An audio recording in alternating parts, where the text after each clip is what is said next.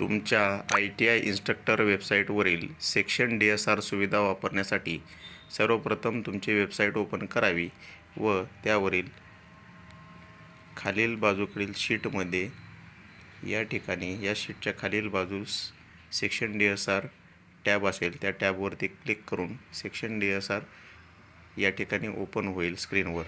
तो आपल्याला एडिट करायचा असेल तर आपल्या पहिल्या सेक्शनमधील ITI न्यूज अँड अपडेट सेक्शनमधील अपडेट स्टुडंट इन्फो रेकॉर्डला मोबाईलवरला क्लिक करून गुगल शीट ओपन करून व आपल्या नावाची फाईल ओपन करून या ठिकाणी खालील बाजू स्क्रोल करून DSR टॅब दिसेल आपल्याला. DSR 1, DSR 2, DSR 3 अशा पद्धतीनं DSR 1ला क्लिक केल्यानंतर आपल्याला DSRची अशी या ठिकाणी आपल्याला शीट दिसेल.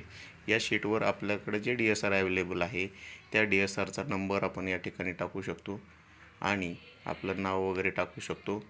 तसेच या शीटमध्ये आपल्याकडे ज्या DSRमध्ये अवेलेबल असलेले जे वस्तू आहेत, इटम्स आहेत, त्या इटमची नावं, लागणारी क्वांटिटी, सिलेबसनुसार किती क्वांटिटी अवेलेबल आहे, परचेस डेट, त्याची price, DSR page number, syllabus, serial page number अशा पद्धतीनं आपण हे लिहून ठेवू शकतो.